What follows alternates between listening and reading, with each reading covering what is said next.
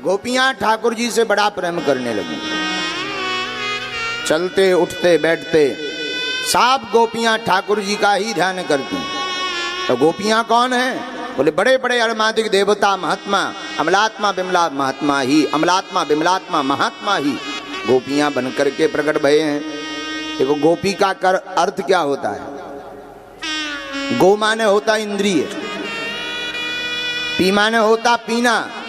जो इंद्रियों से ब्रह्मानंद रस का पान करे उन्हीं का नाम है गोपी। सब गोपियां ठाकुर जी के प्रेम में पागल।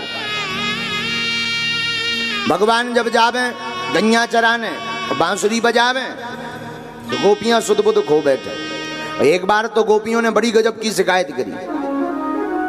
गोपियां जब वापस आई रसोई बनाकर, तो ठाकुर जी चले आ रहे थे शाम के समय। तो सब गोपियां हाथ जोड़कर खड़ी हो गई, सरकार रुको।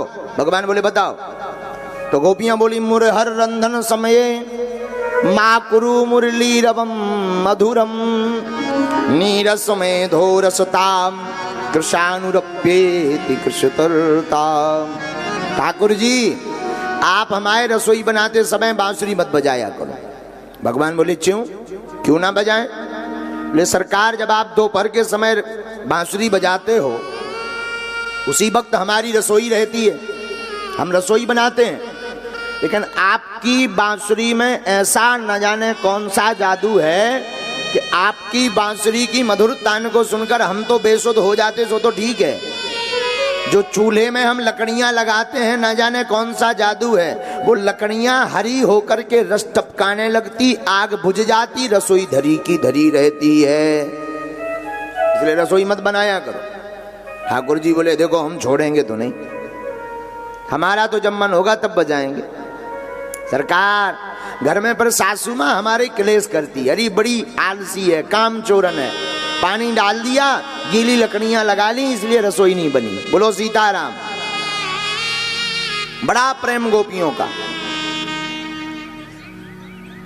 जब भगवान गायें चराने जाते हैं तो गोपियां आपस में भी बात करती, तो अपनी तपनी नहीं। हम लोग तो आपस में मिलते ही हेलो भैया हाउ आर यू, तो वहां से भी फोन आ गया I am fine and you.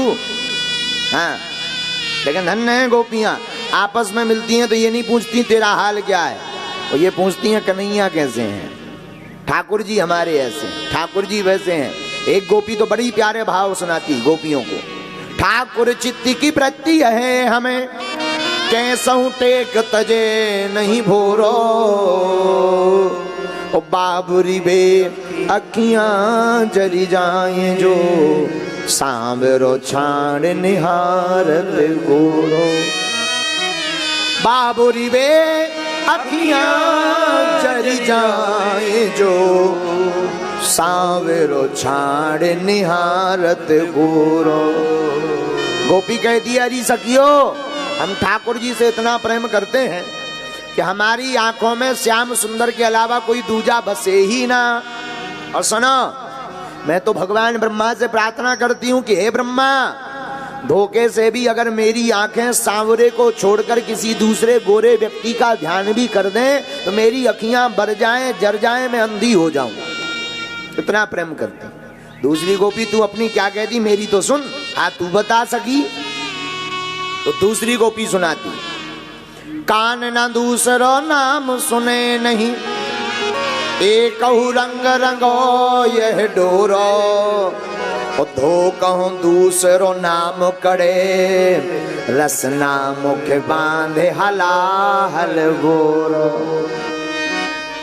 दूसरी गोपी कहती सुनो, हमारे कान गोविंद के नाम के अलावा कोई नाम ना सुने, और हमारे मुख से नाम भी निकले तो कन्हैया का, श्याम सुंदर का निकले।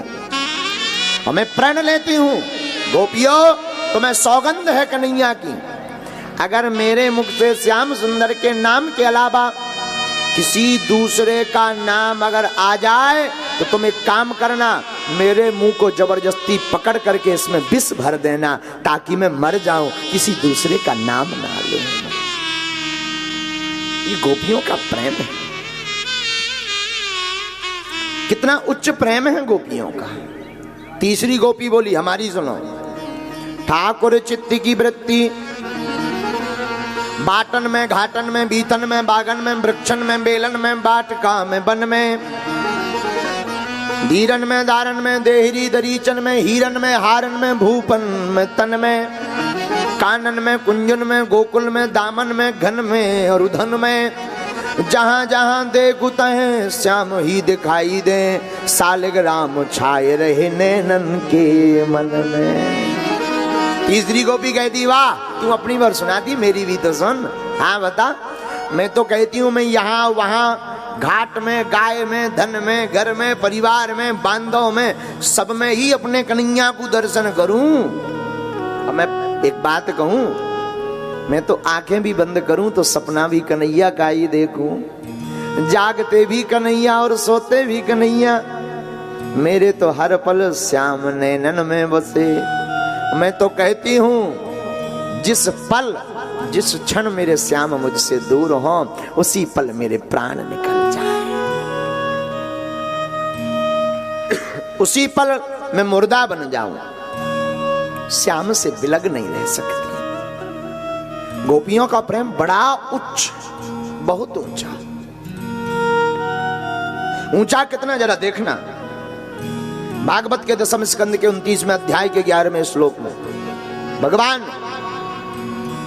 29वें अध्याय के पहले श्लोक में पहला श्लोक पढ़िए। भगवान पूर्णमासी की रात्रि में आहा हा बांसुरी बजाते हैं। भगवान अपी तमरात्रि भगवान अपी तारात्रि सरदोत फुल्ल मल्लिका वीक्षरन्तुं मनश्चक्रे योग माया मुपसृता। भगवान ने आहा पूर्णमासी की रात्रि को बांसुरी बजाई और बांसुरी जैसे ही बजाई तो जितनी ब्रजांगनाएं ब्रज की वासियां थी सब गोपियां बेसुध होकर के भगवान की तरफ दौड़ने लगी काम धाम छोड़कर। एक गोपी आंखों में काला काला काजल लगा रही थी। भगवान की बांसुरी को सुनकर के इतनी बेसुध हो गई कि आंखों का काजल होंठों में लगाकर दौड़ती नजर आई। इतनी बेसुध। एक गोपी गाय का दूध दोह रही थी, गाय को लगा रही थी, गाय का दूध दोह रही थी। लेकिन जैसे ही भगवान की बांसुरी की तान कानों में सुनी सोई वो गोपी गाय के दूध और बछड़े को खोल दिया कि तू अब खूब पीता रहे मैं जे चली। तीसरी गोपी का बड़ा हाल बेहाल है। तीसरी गोपी अपने पांव की पायल पहन रही थी। एक पायल पहनी लेकिन उसी समय हमारे ठाकुर नंदन नंदन यशोदा नंदन चित चोर माखन चोर मुरली वाले मनोहर माधव की बांसुरी की तान सुनी तो दूसरे पांव की पायल हाथ में बांधकर दौड़ती नजर आई। अद्भुत। इतनी बेसुध गोपियां। एक गोपी के पति ने तो हद कर दिया। बोले क्या जाने नहीं दिया। कहां जा रहे नहीं जाना। हो गए कन्हैया। दिन भर कन्हैया कन्हैया कन्हैया करती रहती रात भर दिन भर दिन ना रात कन्हैया कन्हैया। अब नहीं जाना। दरवाजा बंद कर दिया बाहर से ताला लगा दिया नहीं जाना। गोपी इतनी अधैर्य हो गई कि शरीर रूप में तो नहीं पहुंच पाई। योग आसन पर बैठकर कमरा बंद था निकल बाहर नहीं पा रही थी। बैठे बैठे ही शरीर वहां रखा रहा। प्राण पखेरु उड़ गए पर आत्मा रूप में गोविंद के पास पहुंच गई। इतना बेबल प्रेम। जैसे ही गोपियां पहुंची तो भगवान ने स्वागत किया।